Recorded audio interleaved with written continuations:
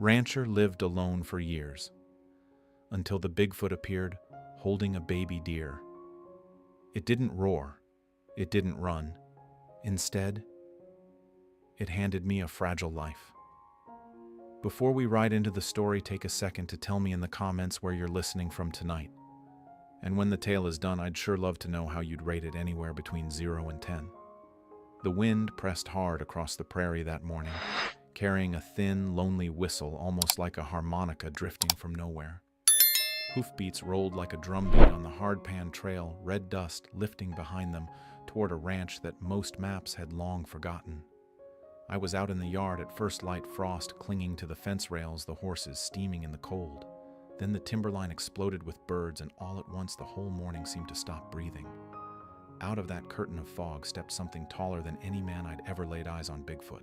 Its massive hands cradled a fawn, the little thing's white dappled coat trembling, its legs too weak to stand. My thumb brushed the worn leather sling of my rifle, then slid away. See, the greatest stories of the West don't always begin with gunfire. Some start with silence. This wasn't a drama of blood or revenge, it was a quiet Western hymn, a romance of mercy told in the hush of prairie wind. And it began the moment the giant didn't turn, didn't hide, didn't strike back. Instead, it offered me a life. A quiet life, broken. The Montana high country stretched wide in endless dry grass rolling all the way to the pale blue mountains capped in snow. Morning hung heavy with fog clinging to the fence rails, to the crowns of old pines, making the whole world move slower, heavier. Somewhere out there, a lone wolf's call rose and faded into silence. In the midst of that lonely land lived Elias Ward, a rancher in his 50s, his face weathered deep with the lines of wind and dust. Once he had been a trail gun, a man who'd ridden with the cattle herds across endless miles, spent nights in smoky saloons, and guarded restless stock with nothing but his Colt .45 against the wolves. Those days were long behind him. Now his hands were more used to hefting bales of hay than drawing iron, but his eyes, steady, cautious, still held the weight of a man who had seen more than any one man should. The morning began as it always did. Horses in the stalls breathed clouds of white, nickering for feed, while Elias worked slow and steady with the hayfork. Every motion measured, every step calmed the rhythm of a man with no one left to wait for him. And then it happened, small yet strange. From the edge of the timber came a sudden beating of wings. A storm of birds burst into the fog, blackening the pale sky, scattering like they'd been driven from their roost by something far larger than themselves. Elias froze his hand, still gripping the wooden handle of the fork, his chest tightening. He knew the language of this land, and the land was whispering now, telling him one thing clear as a gunshot: peace was about to break. Out here, not every Western tale begins with gun smoke. Sometimes they begin with the weight of silence, with a lone man realizing the shadows in the forest might be carrying something more than darkness. And if you were living alone on a ranch like his, tell me, what would you do? Part 1. The moment. Their eyes met. Dawn lay heavy across the Montana prairie, a thick blanket of fog that let Elias Ward see no more than a few yards ahead. He was used to the stillness of this land, a stillness that never meant peace, only the promise of harsh surprises. From the barn came the sounds of horses snorting, their breath rising in white clouds. Elias stood by the north fence, hayfork in hand, eyes sweeping the horizon. The wind carried a strange scent. Fresh earth, turned over rotting leaves, disturbed. Then it came. From the edge of the timber, the sudden fury of wings. 100 birds burst into the air at once, their beating flight like a string of gunfire tearing through the mist. Elias froze, fingers instinctively tightening on the worn grip of the Colt at his side. Years on the western frontier had taught him this much: when the birds fled in terror, something big was moving in the shadows. The wind rose sharp and cold, rattling the dry grass like a bow across a violin string. And in that breath of sound, memories came rushing back. The crack of rifles across the open range, driving cattle through the dark. The sting of sandstorms scouring his eyes raw, the rolling thunder of hooves when herds broke loose, drowning the shouts of cowboys in a storm of dust. The echoes pressed against him as he gripped the gun tighter, and then the figure stepped out of the fog, a shape massive enough to block the pale light. Dark fur hung heavy with dew, shoulders broad as a barn door. Eyes faintly glowed, catching the thin edge of dawn. But what stopped Elias cold was not its size. It was what the creature carried. In both hands, held as tenderly as a mother cradling a child, lay a fawn. Small, trembling, its spotted coat wet with mist, one foreleg torn and bleeding. Elias's breath caught. His heart pounded like a war drum. This was no scene the West was known for. Out here, life was bargained with bullets, with blood, with suspicion in a stranger's stare. And yet before him stood a creature of myth. No roar, no rush, no attack, only silence and the fragile weight of a wounded life. The land itself seemed to hold its breath. The wind hushed. The horses fell still. And in all the wide expanse of prairie, the only sound was Elias's heart hammering in his chest. His hand lingered on the gun. Memories tore through him like a stampede nights, spent pushing cattle through lightning storms, a single shot saving or dooming the herd. The dangerous eyes across saloon tables, where one wrong glance meant steel drawn and blood spilled. Here and now, instinct screamed the same one wrong move, and everything could end in violence. But the giant did not move. It only stood, the fawn shaking in its arms. Then its eyes found his. Not the eyes of a predator, not the suspicion of hard men Elias had faced in towns long gone, but something weightier. Something older, as immovable as stone, as quiet as the mountains. Slowly, Elias loosened his grip on the Colt. His chest still thundered, but something deeper whispered, "Do not break this silence." The mist thinned. The creature's shape rose higher, towering so that Elias had to lift his gaze. But instead of pressure, he felt a strange stillness, like the calm after a storm when the prairie breathes again.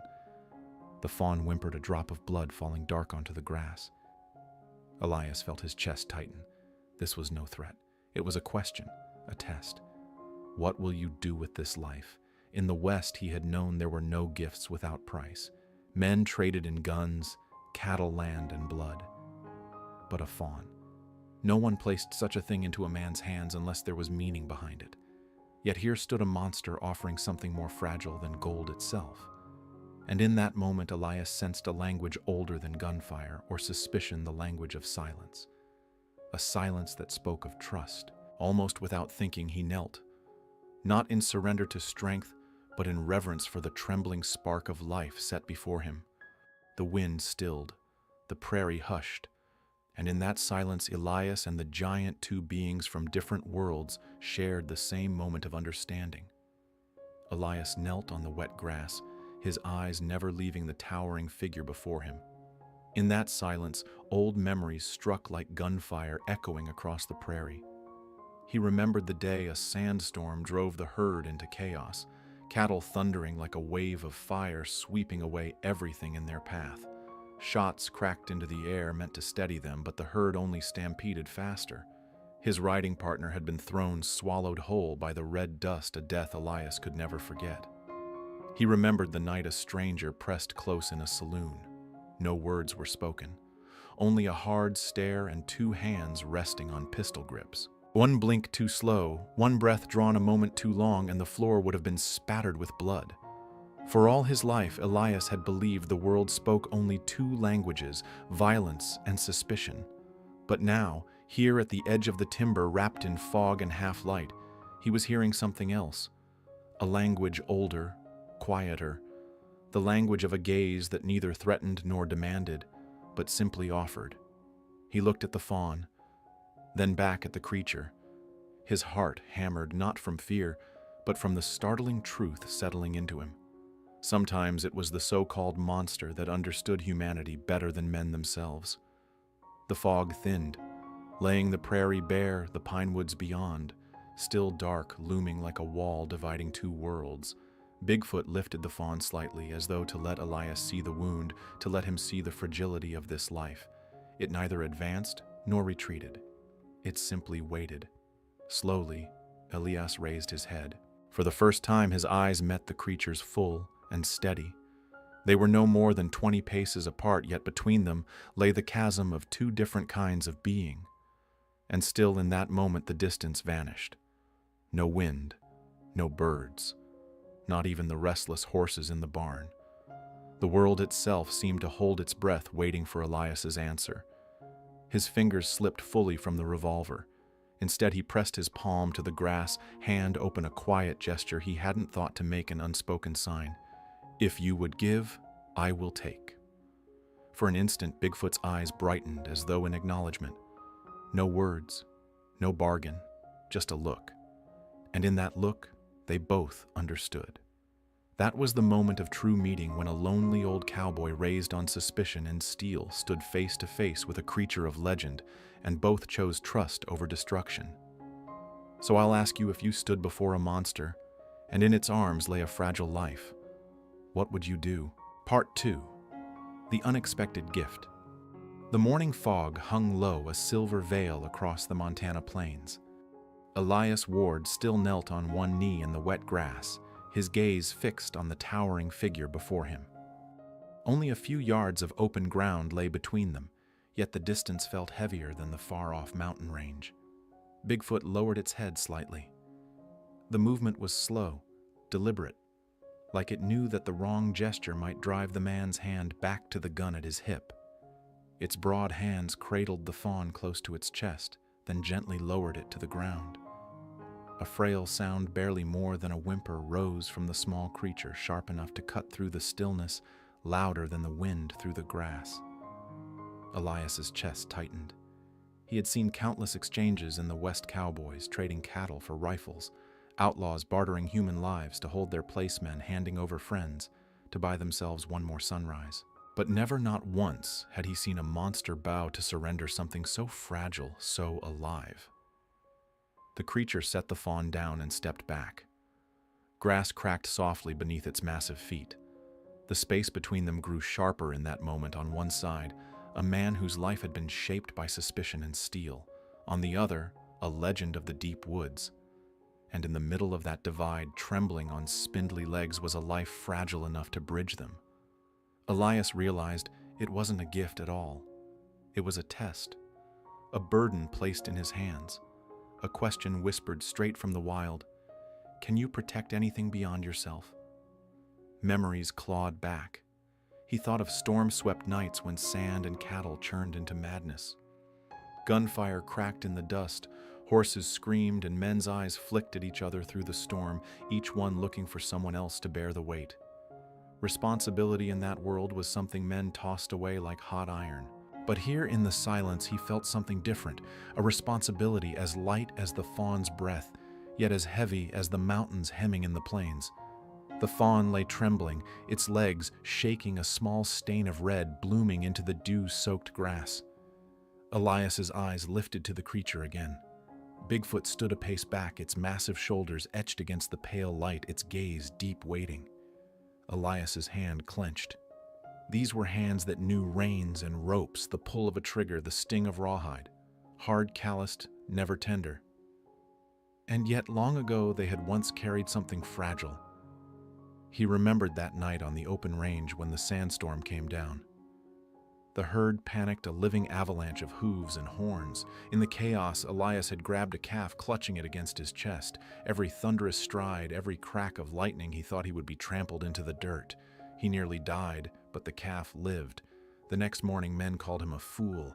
A herd is worth more than one calf. Their scornful eyes had followed him ever since. Now, looking at the fawn, he felt that same ache again. A part of him wanted to turn away, to let it slip back into memory's dust. But the creature's eyes held him fast. There was no threat there, no pity, only a quiet handing over. Elias understood. This wasn't a gift. It was a trust, a silent responsibility witnessed by no one, yet heavy enough to carve the rest of his life. The fawn whimpered, its breath shallow and broken. Elias sank lower, pressing a hand to the dappled fur, feeling the tiny heart hammering like a war drum. He looked up, and his eyes met the creature's. Across that strip of grass, two worlds stared at each other. One was mankind suspicious solitary ruled by the gun. The other was legend unknown unseen, yet in this moment entrusting humanity with something that mattered. Between them, the fawn trembled the living bridge of that trust. The West had taught Elias that nothing came free.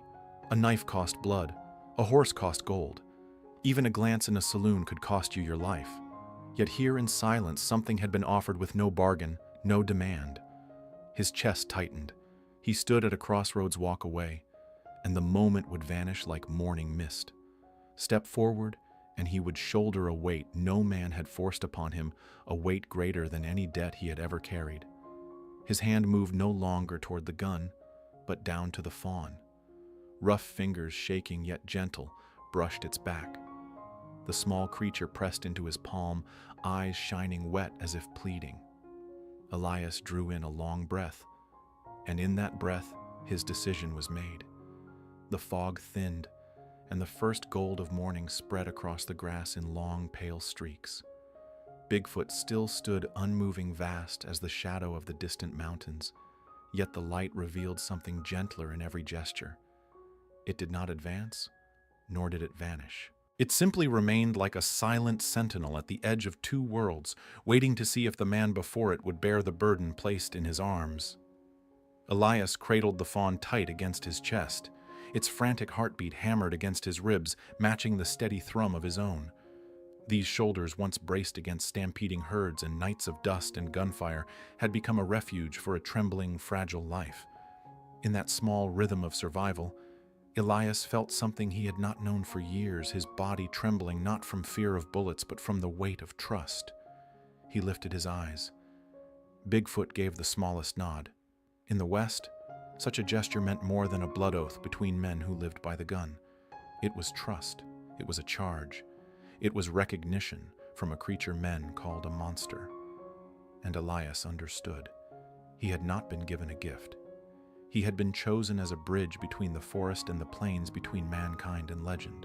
And once chosen, a man could not walk away. He rose to his feet, the fawn shivering in his arms.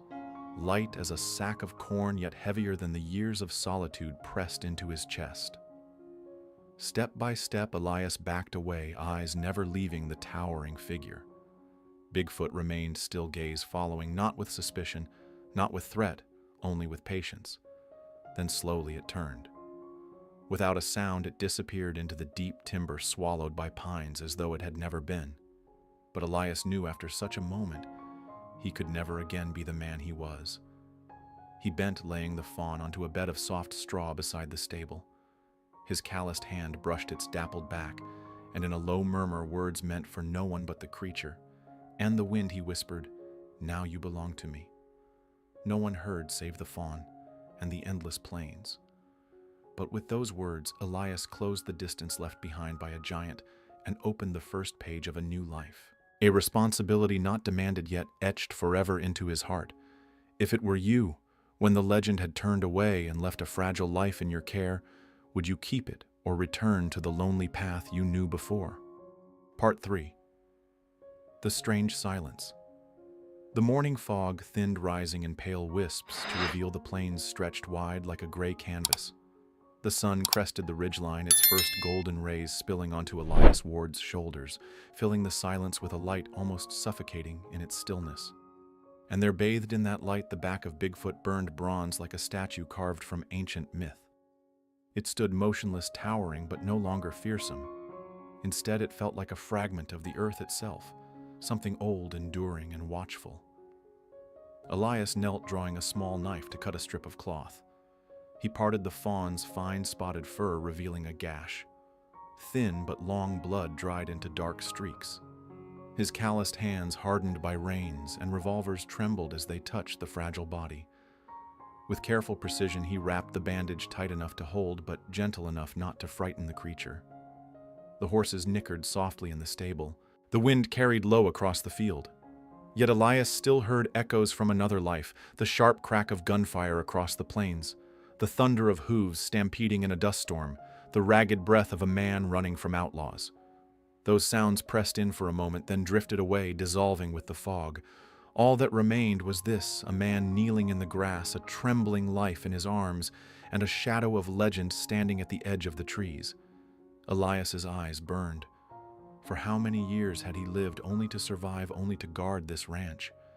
And now, here on the open range, the man once defined by the bark of gunfire found himself holding something fragile, something alive. No words were spoken, yet the silence thundered louder than any shot ever fired. Elias lifted his head. Bigfoot stood where it was unyielding, watching. No anger, no fear, only a gaze quiet, heavy, as immovable as the mountains. That gaze stopped Elias cold. He had seen many eyes in his life, each etched into his memory by the West. The cold stare of a stranger in a Billings saloon, one heartbeat too long and the draw was made ending in blood on the floor. The desperate eyes of a boy in a sandstorm, cattle surging like a tidal wave, dust choking the sky, life and death clawing at one another in his stare.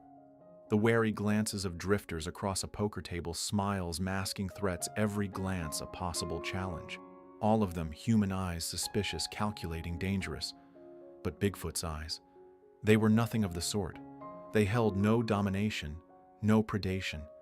They were still like water over stone, like the endless wind crossing the prairie, present long before man's song and long after it fades. For the first time in his life, Elias felt small beneath a gaze. Yet strangely, he did not feel afraid. He felt seen. He felt accepted, as though part of this land itself. He lowered his head again, stroking the fawn. Its dark eyes shimmered with fear, yet carried a flicker of hope.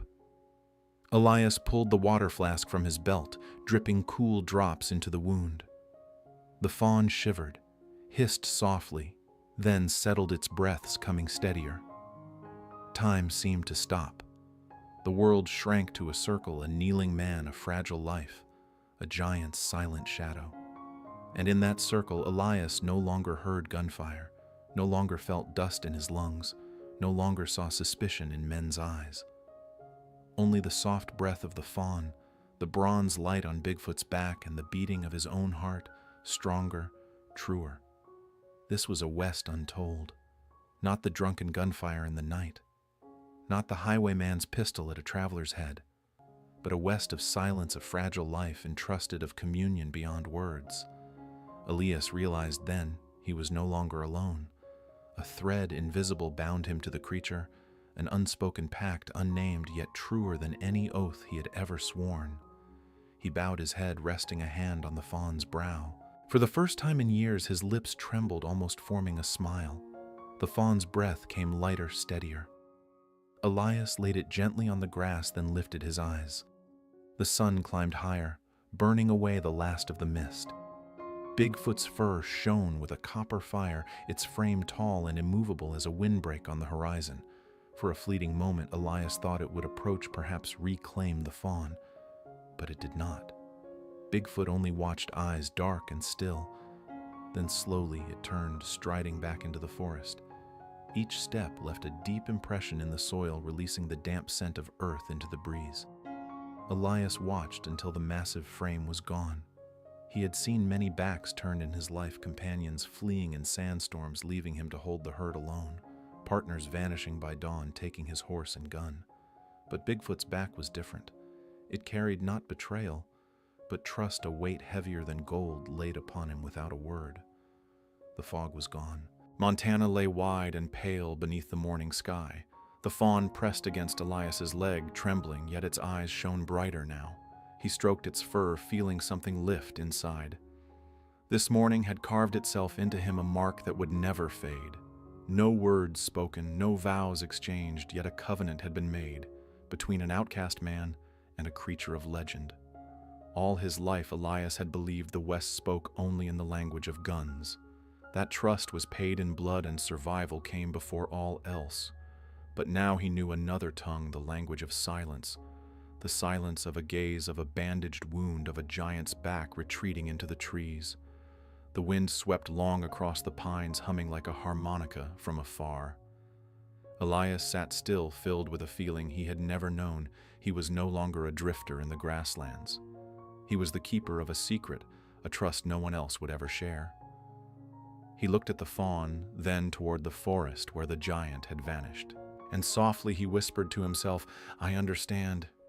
If you were Elias, would you keep this silence as your own, or share it with the world?" Part 4. The Act of Man. Elias pushed open the heavy wooden door, its hinges groaning long and low like the breath of an old man.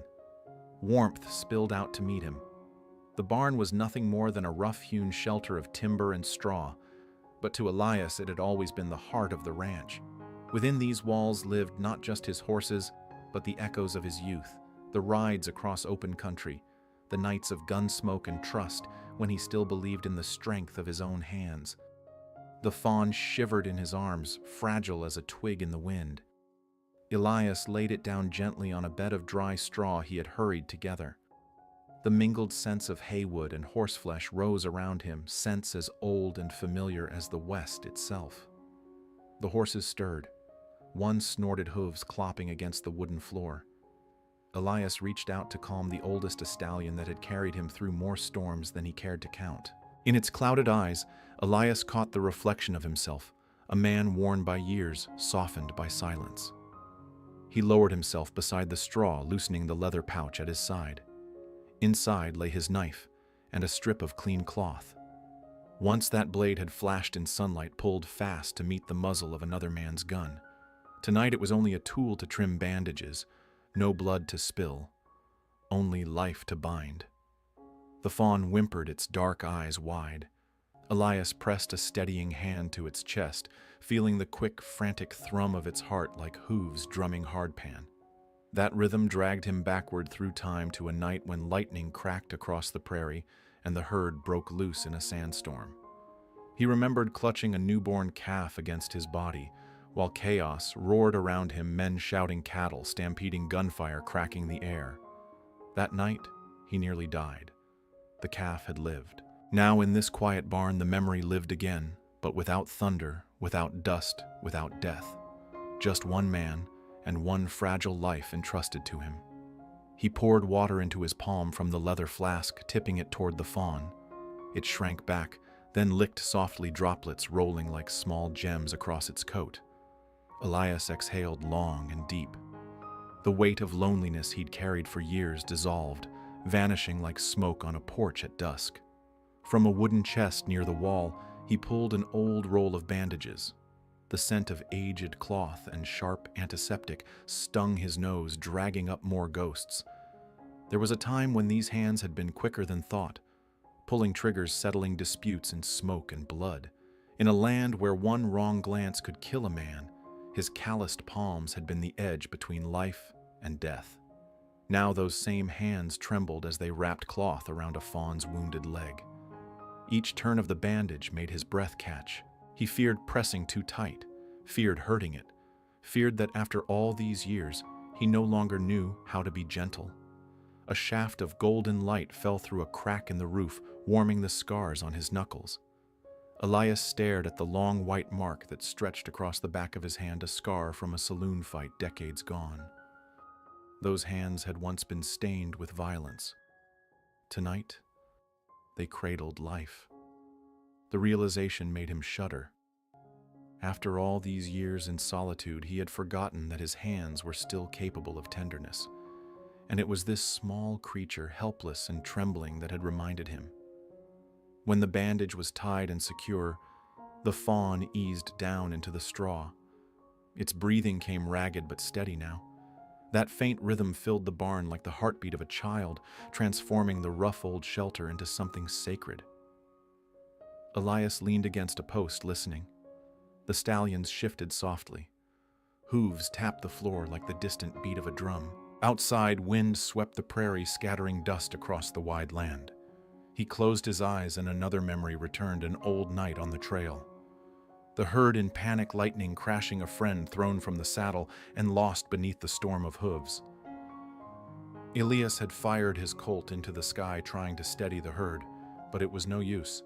That night had ended in rending noise, gunshots, roars, and breath torn raw from his lungs. Now in this barn, breath was the only sound. Not his ragged gasps of survival, but the shallow, fragile rhythm of a fawn. And it was enough to quiet him, enough to make him feel alive again. Elias opened his eyes, reached forward, and brushed the fawn's head. It stirred, shifted in the straw, then pressed itself deeper into the warmth, its dark lashes closing. And for the first time in years, Elias Ward felt peace. Not the brittle peace of solitude, but the soft, holy stillness that comes from another life, breathing beside your own. The light inside the barn turned golden as the sun climbed higher. Elias kindled a small coal fire in the corner, the same one he used on cold winter mornings to warm his coffee. The flames flickered, casting their glow across his weathered face, revealing the scars time had carved deep. The fawn's stirred ears twitching at the crackle of fire. Elias poured a little warm water into a wooden cup and held it out. The small creature licked at it, trembling lips brushing the rim. The sight pulled Elias back to a distant memory of a woman long ago who had placed a bowl of hot soup into his hands after a mercenary fight when he'd believed he would not live through the night. That kindness, he had buried it deep, forgotten it in the hard years since. Yet here in this poor stable of wood and straw, he felt that same fire awaken again inside him. Outside, the wind carried dust across the prairie, stirring echoes of the years he had spent drifting the gunfire, the suspicion, the wary eyes of strangers. But here, in the warmth of hay and ember light, his heart eased. This small creature had rekindled something the harsh West had long ago smothered: the fire of mercy, the flame of protection. He looked at the fawn as it drifted into sleep, then turned his gaze to the fire. And for the first time in years, his eyes held not only regret and memory, but a small, steady spark of hope. By evening, the last rays of sunlight slipped through the cracks in the barn wall, painting the floor in streaks of amber. Elias still sat there, one hand resting on the straw beside the fragile life. The fawn slept soundly now, its breath calm, its innocent face bathed in the fading light. He watched it, as though it were a fragment of himself. For so many years, his life had wandered like a stray horse drifting through storms of dust and nights of gun smoke, haunted by the mistrust in men's eyes. But now, in this quiet space, he understood life was not only solitude. It had placed in his care a living soul, as if to test whether his old heart could still beat for another. The wind slipped through the doorframe, lifting a veil of dust like soft smoke. Elias gave a faint nod as though agreeing to a silent covenant. No words, no oath. The fawn's presence was enough. Night settled in. Crickets sang beyond the fence line and the prairie exhaled its endless breath. Inside the barn, Elias sat in the dim glow, his shadow and the fawn's cast long upon the wooden floor. And in that moment, he was no longer just a solitary rancher guarding an empty homestead. He was a man, one who had been given back the simple, sacred gift of love. So I ask you, if you were Elias, would you keep such a silent covenant, even if no one else would ever know, ever honor it? Part 5. The Sign from the Forest. Evening settled slowly over the Montana plains. The sun burned red against the horizon, the distant mountains glowing like embers fading in a dying fire. Wind drifted out of the old timber, carrying the scent of pine and damp earth like the weary sigh of the wilderness itself. In the barn, the fawn was stronger now. It wobbled on its bandaged legs, ears twitching, wide eyes listening. Then from deep within the forest came a cry, long, trembling, yet resolute. The call of a doe. Elias sat bolt upright. The sound cut through the still air like a gunshot cracking across the open range, enough to make the horses prick their ears and whinny. But this was no herald of death. It was the call of life. Instinct made the fawn tremble, lifting its head toward the forest ears, flicking as though it understood. Slowly, Elias rose to his feet. He had heard every sound the West could offer, the thunder of hooves rolling like storm clouds, the howl of wind that burned the eyes with sand, the harsh laughter of strangers around smoky saloon tables. But never had a sound struck his throat tight like this one. It wasn't just calling the fawn. It was calling him, calling whatever humanity had withered dry inside him. He swung open the wooden gate, the hinges groaning like an old fiddle string. The fawn tottered forward step by step, trembling, yet its eyes shone bright like a wanderer who had at last found the path home. On the prairie, the last light stretched long, laying gold across two shadows, an old man and the small life he had guarded. Together, they walked toward the forest where the call still lingered. Elias moved slow, his long frayed coat snapping in the evening wind. The fawn followed close, legs still unsteady but guided by instinct toward that voice. Their shadows stretched into the twilight grass, wavering somewhere between loneliness and hope. And as he walked, Elias remembered the drives of his youth cattle thundering across the plains, gunfire cracking to keep the herd in line, hooves pounding like rolling thunder, red dust boiling in the air. The cowboys had shouted themselves hoarse, their eyes sharp with suspicion, always ready to lay blame. Back then, Elias believed life was only made of gunshots, sand, and distrust. But here, in this silence, he saw something different. No guns, no shouting, no wary stares, only the sound of small hooves beside him. He was not driving cattle to slaughter. He was leading life back to where it belonged. It felt like penance, an atonement he had never sought yet now could not deny. At the tree line, Elias stopped. The shadows of ancient pines reached across the ground, and the evening air grew cooler, heavy with the damp breath of moss and soil. The fawn hesitated, then pressed forward, trembling yet willing. In that silence, the call rose again, closer now, echoing like the voice of someone long lost, long mourned. The sound pressed against Elias's chest, sharp and deep, like grief. And then a shadow broke across the timber. Bigfoot. It stood there, vast and solemn, framed between the pine trunks and the fading gold of the sun. The light painted its fur with a burnished glow, turning the creature of myth into part of the evening itself. The fawn trembled, eyes wide, but did not retreat, as though it knew this was the same giant that had carried it, that had placed it into human hands, and had now returned to lead it home. Elias held his breath. Memories surged like a stampede gunfire in the dark of an ambush. The screams of a dust storm swallowing cattle, the ground shaking beneath a runaway herd, the hard stares in every saloon where a wrong glance meant death. Every instinct screamed the same: a monster's return meant danger, draw the gun, stay alive. But his heart spoke otherwise. Silence. Let life return to where it belongs. Bigfoot did not advance, did not signal. It only stood like a watchman at the border of two worlds. Its eyes met Elias's in a quiet, steady gaze. And in that gaze, Elias understood all of this had been for one thing, only to return life to the wild. The wind stirred the pine needles, a sound like whispered hymns. Elias let his hand fall from the worn grip of his revolver. He placed his palm gently on the fawn's back and gave it a small, steady push toward the trees. The fawn stepped forward, cautious and trembling, its bandaged legs still unsteady, yet its eyes burned bright, a small flame against the dimming dusk. Elias held back a pace, standing behind it, his gaze fixed on the massive figure at the forest's edge.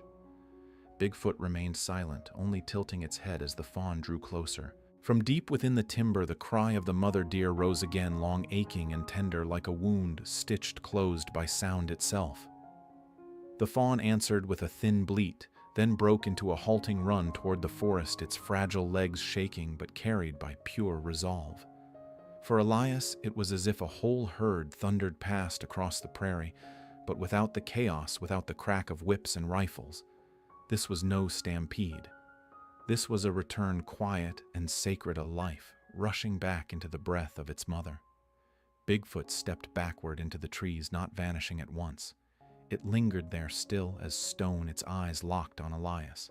There was no nod, no gesture, no thanks, only silence, vast, heavy, unbroken. And yet Elias understood. That silence spoke louder than any voice ever could. The wind swept across the grasslands, carrying the sharp scent of pine. For a moment, the land itself seemed sanctified, this harsh country washed clean in a fleeting grace. The last light of sunset drained from the horizon. Elias stood by the weathered fence, eyes fixed on the forest. He watched Bigfoot's form melt into shadow until it became part of the trunks and the dusk itself. Only the sounds remained: the cry of the mother, the bleat of the young twining together in reunion, carried on the breath of evening wind. The rancher leaned against the fence rail and let out a long breath. All his life he had believed the West lived by one law: only the strong devour, the weak survive or perish. but this evening had rewritten that law, written in silence by a giant that knew how to give and by a man who had learned to keep. The fawn had gone back to the forest, yet something of it remained within him. Elias felt as though he had been tested and redeemed. After so many years of solitude, he had forgotten that his heart could still stir for the fragile spark of another life. And today it was a so-called monster that had reminded him. The wind whistled across the prairie, stirring the straw, with a sound like a lone harmonica drifting through the dark. Elias lowered his head and murmured, voice low, meant only for himself, "Not every giant is a danger. Some are the quietest guardians of all." He turned and walked back toward the ranch. The twilight stretched long across the open land, wrapping him in the endless prairie. But for the first time in many years, he did not feel entirely alone. So I ask you, if a creature of legend entrusted you with its faith, would you keep it in your heart or share it with the world? The meeting that left. Its marked night fell fast over the Montana plains. The sky was crowded with stars, and a crescent moon glimmered faint at the edge of the forest. Elias sat on the old wooden porch of his ranch, a cold pipe resting in his hand. The lantern by the door flickered, its weak light breathing like the last ember of a dying fire. His eyes lifted toward the timberline. Darkness lay thick, but his heart waited quietly, as though it already knew the night still had something left to give. And then he saw it. Between the pines, a massive figure appeared for a breath of time, shoulders broad enough to blot the moon eyes glinting with far-off light. It stood there still and solemn, as if it meant to carve itself into the memory of a solitary man. Elias did not move. He only watched in silence until the figure faded back into the dark, vanishing as though it had never been. Only the wind remained sighing across the dry grass and the faint creak of saddle leather from the barn. A tightness welled in his chest. All his life he had faced gunfire, storms of dust, and the suspicion in men's eyes. But it was this so-called monster that had given him something rare, a reason to believe that not all who are great and strong are a danger. Sometimes they are the quietest guardians of all. Elias whispered into the wind, "I understand, and I will remember." The lantern flickered once more, casting his shadow long across the porch steps. Not every giant is a threat. Sometimes they are the silent saviors. So I'll ask you, if a creature of legend placed a life in your care, what would you do if you were the rancher? Would you have stayed, or would you have ridden away into the wild? Let me know in the comments.